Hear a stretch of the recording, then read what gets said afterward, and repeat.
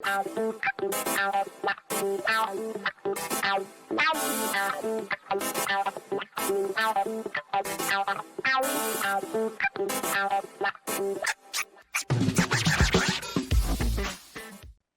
time for the Rick Smith Show. Now, here is the voice of the working class, Rick Smith. Turn Hotel in beautiful Las Vegas, Nevada. That's right. The right-wing loons were out in full, didn't have their costumes on. I was expecting costumes. And the thing is, you could have attended the overpriced gathering of fellow Facebook-polluted keyboard patriots under the banner of "For God and Country, Patriot Double Down," or whatever the hell that was, or the new RNC convention. It was so bad that even Michael Flynn pulled out. But on their website, they had George Papadopoulos was there, and then mostly special guests who they did not name. Very, very bizarre. But I was looking at the prices, $650 to get in for the weekend. At the lowest level, $1,300, $3,000.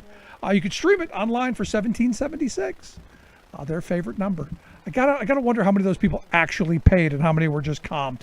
But some fun, some quackery, some kookery, and some interesting things to talk about, which is why I thought the best person to talk about the Q-Kook confab is a comedian, and that's why I've asked our good friend, comedian Pete Dominick, to come talk with us. Pete is also the host of Stand Up with Pete Dominick that you can find on all of your podcast places. Pete, thanks for taking time for us.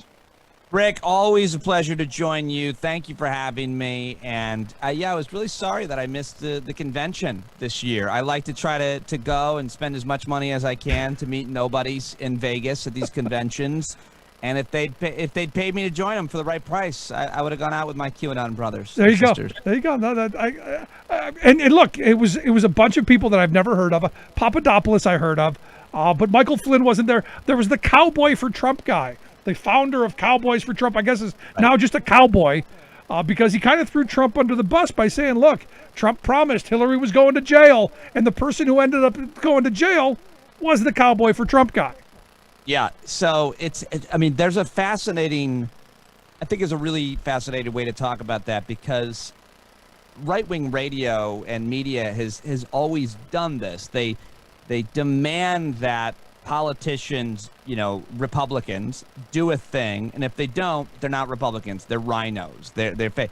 But the truth is, they can't do certain things. They try, but they can't do them. There's certain things they cannot do, which is why I'll never forget, and I wrote a piece about this for the Daily Beast years ago. Ron Johnson, the horrific conspiracy theorist senator from Wisconsin, was on Mark Levin, who's a powerhouse right-wing media radio show. He was on a show, and Mark Levin was screaming at this far-right senator, "You're not doing it. Why aren't you doing it?" And Ron Johnson said, "We don't have the votes. We can't do it." The difference between radio hosts and actual politicians is one just has to get ratings and sell advertising, or in this case in Vegas convention, sell tickets. Once you're actually in government, you have to govern. And there are some things you actually can't do and some you can.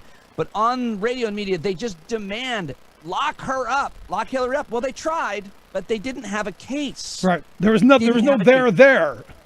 Well, Comey investigated her twice, and they couldn't make a case. Right. That's the bottom line. So it just became a chant, and it was always a lie. It's not unlike, build the wall. He didn't do that either, and Mexico didn't pay for it.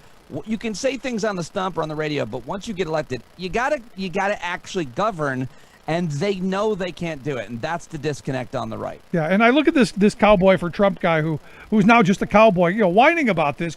And when I saw this, I go, yeah, there was nothing there to lock Hillary up for, but there was something there to lock you up for. January 6th was not the frat party that disgraced former Milwaukee County Sheriff David Clark Jr. said it was at the little confab, because he thought it was just a frat party. No, it wasn't a big deal. He said, if you want to see an insurrection, we'll show you an insurrection. I'm going, wait a second, is this the battle cry for the next January 6th? They beat the snot out of police officers. They broke into the Capitol. They they vandalized the place. It's just so weird to hear them say things like they were tourists or at a frat party when we have eyes.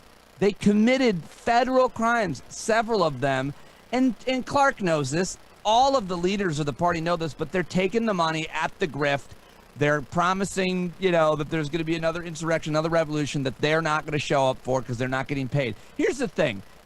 If they're not getting paid, they're not showing up, right? Nope, that's it. That's it in a nutshell. This is all about the grift. And look, I look at this whatever you want to call this gathering of kooks. It's about the money, as all these things really are. And it's frustrating. But my problem is there are some true believers. Well down on the IQ scale, there are a bunch of people who are going, yeah, I believe.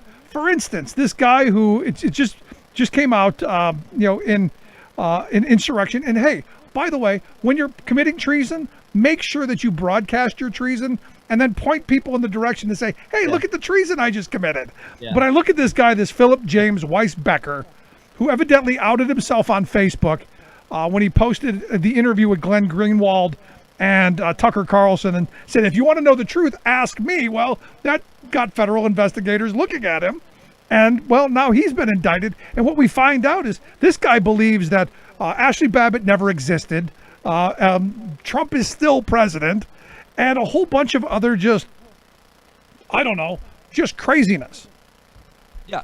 Yeah. I mean, that's where we're at. I mean, this used to be these beliefs were on the fringe for a long time because not everybody had a platform. Not everybody's voice got heard. It's even like, I was talking to a friend of mine in Australia, and he's like, mate, you guys are crazy. You got way too much speech. There's too much speech. Everybody doesn't get to say something, mate. You can't let crazy people in front of a microphone. He's talking about these, Board of Education meetings. He's like, they don't have that there. And, I never held that belief. As a stand-up comic, I was always for the most possible speech. But now that everybody has a camera, a microphone, and a platform, I'm starting to rethink that to some extent because that people believe the stuff that Weisbecker espouses, that Michael Flynn espouses, that Glenn Beck, for years. And they all have huge platforms to be heard, which is why we are in the situation we're in. That did not used to be the case for most of this country's lifetime. You were on the fringe. You were screaming on a sidewalk. And now you can have a YouTube channel with millions of people where you've convinced them the moon is made of cheese, which it might, I don't know. I would like to find out. I've never been there, so maybe you can get Jeff Bezos to take you to the moon. Well, I just hope that the next, I'm hearing talk today in the news, actually, NASA's talking about going back to the moon. I just hope they send a black female astronaut and she plants a flag and then takes a knee by it. Talk about outrage. That would send these people crazy, and who knows what they would do then? Who knows? They blow up the moon. They would blow up the moon to get that flag. Yeah, they would. But here's the other thing we find out today, and look, it's all fun and games when you're talking about Joe the plumber or John the garbage man or some of these other kooks who showed up on January 6th. But when you start looking at the names of the people in Congress who participated in this. This is serious stuff. Look, I mean, it's one thing that you had a bunch of kooks show up and a bunch of people who were duped into believing that they were saving the country and that Trump was actually, this is the funniest part of all, that Trump was actually going to pardon them and actually going to stand with them. But you got members of Congress who were part of this. And as you got the report out by Rolling Stone that laid out a bunch of these, Gosar, Boebert, Brooks, Cawthorn, Biggs, and Gomert, of which we all knew, but now saying, hey, they were part of all the planning. Yeah, it'll be real. I interviewed Glenn Kirshner today about this, former federal prosecutor, and, trying to make this case. But I've always been kind of, I don't know, I'd love to know what you think about this, Rick, but I've always thought that January 6th was kind of a riot that got out of control. Like, I didn't see it as a well-planned operation that they were planning to break in and prevent the counting from happening. I've always thought, wow, it happened organically. I'm one of those people. A lot of people have espoused that belief. I'm open to, I want to know what you think about it. But I'll push back a little bit. Yeah, I'm sure you will. Most people do. But I want to know, 650 people have been arrested. They should face, the full extent of the law for what they did. But were there organizers, and what are they responsible for, and what's the evidence? This Rolling Stone article has a couple of witnesses that say that more than one congressman or woman apparently promised pardons. If you go in and you do this or you do that, no matter what crime you commit, beat the hell out of cops, go in and take a dump in Nancy Pelosi's office, steal her laptop, and overthrow the election, we will pardon you. You get a blanket pardon. If that actually happened, and there's proof that happened, that would certainly change my mind about the opinion I just espoused. But how did you see January 6th in terms of, the crimes that were committed by organizers? Yeah, I said from the beginning, I said the morning. Glenn makes the case that that you can make a legal case, criminal case, that Trump, Giuliani, and others incited a riot by what they said. I don't know. I'm not a lawyer. I don't disagree with him, but I believe the people who showed up went there believing they were going to stop the counting of the elector votes. They went there with that mindset. I spent a couple of days beforehand reading Parler and all the crazy right-wing sites.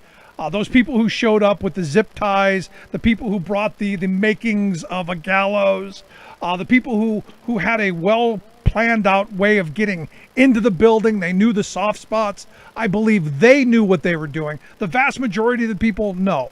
They were just dupes who showed up. But I do believe there was an element that was well prepared and well organized and well trained on how to get into that building and how to get to the place where they stopped the certification of that vote. I do believe that. And the union gives a voice to win. On the Rick Smith Show.